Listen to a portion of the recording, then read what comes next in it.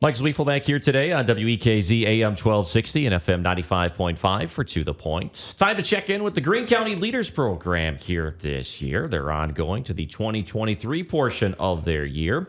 And let's find out where they were and who do we got with us here today. I know a familiar face. Bridget Zimmerman is back with us here today. Greene County Public Health Educator. I know that. You're on with us each month. Bridget, how are you?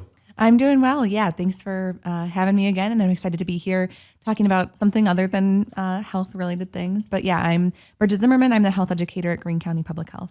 All right, fantastic. Glad to have you aboard here. We'll talk obviously more with you here today. Familiar voice and no stranger here to Greene County, coming right here from Greene County. Maria Johnson with us here today. Maria, introduce yourself a little bit. Where do you work and what do you do? I'm Maria Johnson. I'm the administrator of Pleasant View Nursing Home and the O'Rourke Dementia Stabilization Unit. All right. Now, I got to ask, how long have you been? Have you been Greene County your whole life, or how long have you been in Greene County? I've been working for Greene County for 20 years, but I came here from Janesville. Okay, so not that far away at all. Mm-hmm. Greene County Leaders Program, got to ask, how did you come about taking part of this year's program? This came highly recommended from many of the people I've networked with over the last 20 years, and I felt this was the right time to join and learn all of the things that the people who've recommended this program have learned. All right, fantastic. Bridget, same question for you. How did you get involved in this year's Greene County Leaders Program? Yeah, similarly to Maria, a lot of people highly recommend the program. Everyone has great things to say about it. And I was able to work with Victoria Solomon at UW Extension a little bit in my first couple years at my job. And she, being leading the program, really recommended I join too. So I'm really happy I joined. It's been a great experience so far. All right, fantastic. Well, let's find out a little bit what this year's Greene County Leaders Program has been up to. Maria, where were you guys at in your past session this week, Wednesday? The past session was about local government, ethics, and leadership. And both Bridget and I are intimately aware of local government, but even so, there are things that we learned and we're able to take in about our own local government and the projects that Greene County is doing in our local area. There's just so many different things that Greene County is working on and different issues that people have come together to resolve, and there's always more to learn. All right, Bridget, where'd you guys go? Where'd you guys visit? Yeah, we were at the historic Greene County Courthouse, which was really great. And we were out at the Justice Center and kind of went over into the Sheriff's Department and into the jail a little bit too. All right, so you guys are really focusing on the government then. And Maria, you mentioned both you and Bridget with your professions on the professional level. You guys obviously working with government quite handedly here. What were some of your big takeaways, both maybe surprising and things that you knew a little bit about, but you maybe just refreshed yourself? Well, in the beginning of the session, Jerry Guth, who is our county chair, he had a speech that he spoke, and he's a former teacher. And he just spoke to the fact of how important county government is to your daily life. And he talked about how much does it affect your daily life when you call 911 and the sheriff would or would not show up versus how much would it affect your life if the president made, the State of the Union address. How much does it affect your life if your streets get plowed versus how much does it affect your life if we join NATO? And just as thinking down those pathways, your local school government and things that local government affects every part of your daily life, and it's incumbent upon all of us to be involved. Yeah, kind of something you think about on a conversation like that. It sounds like that maybe you hear it once, you think, oh, that doesn't make sense. But then you think about it more during a speech like that. It's like, you're absolutely right. It's hard not to find an aspect where the government doesn't come into play in some way, somehow. Mm-hmm. All right. What was a big takeaway for you, Bridget, here on your conversation on Wednesday? Yeah, I agree with Maria. I think Jerry's kind of anecdote and speech to us was really great. And I think it kind of was a short way to say what I felt like hopefully everyone else took away from the rest of the day is that local government, county government, our municipal governments are so integral in people's lives. And there's so much that we have to offer the public. all the county departments are here to serve our Greene County community members. I get on every month with you and talk about everything that public health has to offer, but we have so many departments that are here to serve the community. In particular, I learned a little bit more about land and water, as well as the Veteran Services Department. Veteran Services is located right below public health, and I didn't really know a whole lot about what they did, and I got to learn a little bit more about them. So even, working for the county, I felt like I knew quite a bit about what we offered, what was going on, but it was really wonderful to hear from my colleagues in different parts of the county. And I think about all the services public health offers, but there's so many great people in Greene County who are doing really great things to make our community better. And I just would encourage residents of Greene County to seek out all the different departments in the county. Go to the county website, just poke around and see what there is, because there's ways we can help out that you might have not even known about. I want to go back a little bit here to kind of the local government a little bit aspect. You mentioned the number of committees. Bridget and Maria, you talked at length here a little bit already about the importance of it. It's one of those two that the local aspect, everybody obviously knows. The president, you got the three branches of government there. We're talking kind of on the national level, but the local government, a lot of these folks, a lot of these committees, county board, a lot of these people are kind of doing it volunteer-wise. Important positions that we rely on volunteers that a lot of times the only time you hear from them is when something bad happens that you disagree with. It's kind of a thankless job, but it's such an important job out there. It takes a lot of hours, and some of these folks work late into the night. It's a lot of dedication, a lot of sacrifice. You really have to have commitment to your community to sign on to one of these positions. All right. Maria Johnson, again, with us here through Pleasant View. Bridget Zimmerman with us here through Public Health here today, talking about Greene County leaders. Take us a little bit through the courthouse. What was that tour like? I'm assuming both of you guys have been into the courthouse from time to time. Maria, what was that visit like here for you? Nostalgic. I was in the courthouse when we used to hold court there. And so I remember being in court hearings. I remember visiting the Corporation Council in the moldy basement of the building before it moved out to the Justice Center. And just the stark differences between having hearings in the Justice Center and hearings at the courthouse here. It's a beautiful building. It's wonderful to be in, but I just remembered how different it was to try to have hearings there. All right, Bridget, same question for you, because you guys come from different generations here. What did you take away from the historic courthouse? Yeah, I've been a Greene County resident for a long time, but I don't think I had really been in the courthouse until I worked for the county.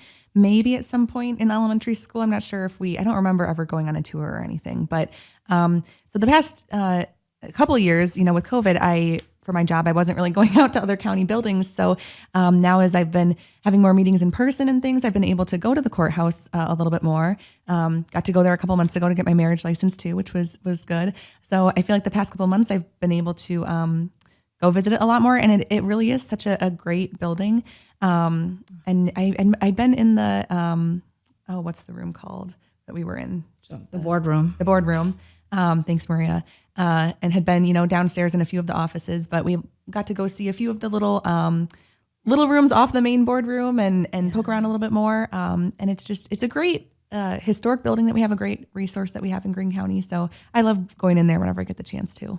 We're normally in there when it's in session, and there's only very certain spots we're allowed to walk in. So this was unusual for us to be there when we're not in session and be able to actually walk beyond the railing and see the other side where the County Board of Supervisors are sitting in. I like how I asked that question, and you really perked up there, Maria. The smile that, folks, I don't know if you could hear it coming through the radio here today, but the smile on Maria's face was priceless there when we talked about the historic courthouse. Want to talk a little bit, mention government, people working together, and you brought up the conversation with the county board chair about what happens if you call 911, the sheriff doesn't show up. What was that conversation like with some folks in the sheriff's department? Their role here at the community. They're not just out there looking to make sure you're abiding by the speed limit or if something bad happens. What was that conversation like there, Maria? When we did the tour of the jail with the sheriff's department, it's clear that they see their role more than just public safety. They see their role as to helping the inmates themselves and making those connections outside of the when they leave their time with them. They help make sure that they're making connections with jobs outside or making connections with family members and things like that. They truly do care about the inmates and want them to have success. And you don't always see that with jailers. I think that the Greene County jail staff are truly a cut above. They are good people. All right. Bridget, your takeaway.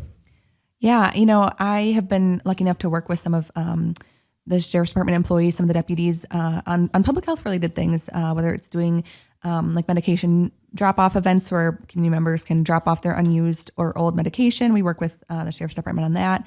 And a lot of them are involved in some of our, committees and work groups that are working to do prevention work to make our community healthier. So, I see them in those capacities, but it was great to kind of go to their field and see what they are doing on a day-to-day basis and see where they're working. And, I get to work with them in that capacity of health and prevention work, but they do so much. I also really loved getting to hear more about the canine. And he was wonderful. They kind of let him, just hang out with us, go loose around the room. He had a ball that he was playing with, and he was so cool. But then also seeing, the commands and how alert he is, how in tune he is with his Handler. Thanks, Maria. So he was really cool. And it's great that we have that resource in Greene County. All right. Sounds like a fun-filled day. And I know talking with folks in your leaders program here throughout the course of your guys' journey this year, you guys have done a lot. Maria, what has been a big learning spot, not just on Wednesday, but throughout the course's leadership? You're obviously an administrator there at Pleasant View Care Facilities. You're in a leadership position already. Mm-hmm. What have you taken away from this program that's helped elevate and take your leadership to the next level or open some eyes for you at the profession Monday through Friday type of thing? I think it's going to the separate communities within the county and looking at them from a different perspective. As a new resident or a new visitor to that community, what kinds of things would I have wanted, or what kinds of things would make this area more welcoming? What kinds of things would have made it easier for me to navigate through these towns?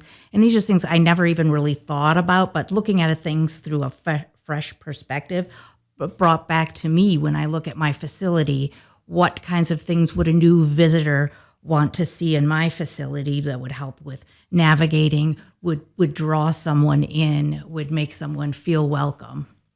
Okay. Bridget, you're obviously, I know you're from Greene County and this is home kind of base for you, and it's been in your position, Greene County public health educator. What have you taken away that you've taken back to the office? Yeah, I think one of the big things is kind of a simple one, but just the connections that I've made with other participants in Greene County leaders has been really wonderful. We have a class of wonderful people from all different kinds of backgrounds and in all different kinds of work. And I think every session I take away something new from something someone else is doing in their job or in their community. And I think it's just wonderful that we have this opportunity to connect with people who we might have not otherwise crossed paths with, even being in a small community like Greene County. And I just think it's a wonderful opportunity every month to get to know other people better. The other thing that really stands out is our session from this fall when we were at the Monroe Arts Center, and we talked a lot about creativity and arts and including that in our work. And in my role, trying to find different ways to get information out to the community or find new ways to work with people. I think that's one that has just stood out to me. Sometimes I think in work we can get kind of focused on, hard deadlines and the things that need to get done. And I think it is important to be creative and think of new ways to do things. Like I said, thinking for myself of different ways I can try and reach people in our community. All right, fantastic. I like both of those. Let's talk just briefly here. We've gone a long time here already today. Just quickly, I know there's a large class here of Greene County leaders. Just quickly here, give us a little synopsis here. What part of the project are you guys working on here? Maria, just real quickly, what part of the project? I know there's kind of a lot of them this year. What are you involved with? Well, something that's brand new to Greene County is the different townships have been considering allowing UTVs, ATVs into their districts.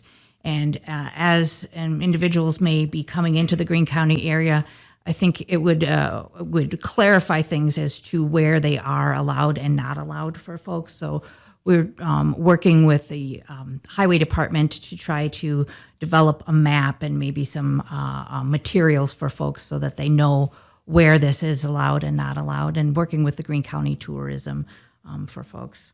All right, fantastic. Yeah, the ATV, UTV thing, huge here. Side note, I was down in southern U.S. a couple summers ago. Golf carts. Everybody's driving golf carts. Here, it's ATV, UTV. I kind of like that. Bridget, what part of the program here or project you working on?